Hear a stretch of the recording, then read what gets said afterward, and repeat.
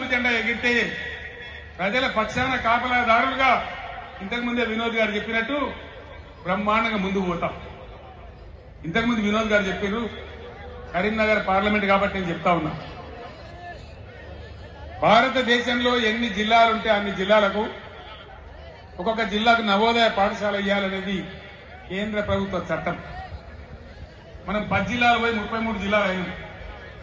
150 ఉత్తరాలు రాసిన నరేంద్ర మోడీ గారు నవోదయ పాఠశాల ఒకటంటే ఒకటి కూడా ఇయ్యలే. ఒక్క నవోదయ పాఠశాల ఇయ్యని బీజేపీకి ఒక్క ఓటు కూడా కరీంనగర్ ఎందుకు వేయాలి? ఒక్క మెడికల్ కాలేజ్ కూడా మన తెలంగాణకి ఇయ్యలేదు.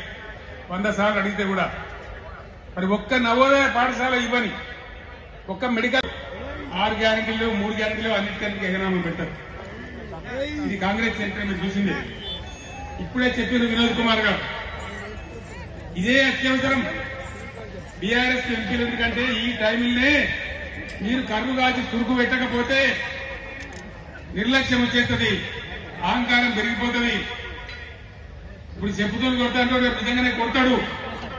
ఆ విధంగా మోసపోదామా? లేదు, బీఆర్ఎస్ గులాబీ జెండా ఎగిరేసి గులాబీ జెండా ఎగిరితే ప్రజల పక్షాన కాపలాదారులుగా ఇంతకుముందే వినోద్ గారు చెప్పినట్టు బ్రహ్మాండంగా ముందుకు పోతాం. ఇంతకుముందు వినోద్ గారు చెప్పారు కరీంనగర్ పార్లమెంట్ కాబట్టి నేను చెప్తా ఉన్నా. భారతదేశంలో ఎన్ని జిల్లాలుంటే అన్ని జిల్లాలకు ఒక్కొక్క జిల్లాకు నవోదయ పాఠశాల ఇవ్వాలనేది కేంద్ర ప్రభుత్వ చట్టం. మనం 10 జిల్లాలు పోయి 33 జిల్లాలు అయింది.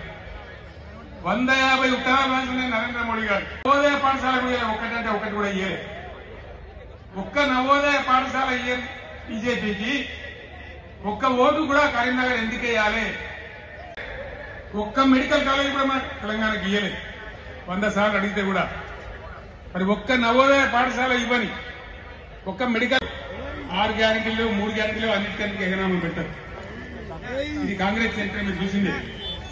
ఇప్పుడే చెప్పిన వినోద్ కుమార్ గారు ఇదే అత్యవసరం బీఆర్ఎస్ ఎంపీలు. ఎందుకంటే ఈ టైంలోనే మీరు కర్రు కాల్చి చురుకు పెట్టకపోతే నిర్లక్ష్యం వచ్చేస్తుంది, అహంకారం పెరిగిపోతుంది. ఇప్పుడు చెప్పుతూ కొడతాడు, రేపు నిజంగానే కొడతాడు. ఆ విధంగా మోసపోదామా? లేదు, బీఆర్ఎస్ గులాబీ జెండా ఎగిరేసి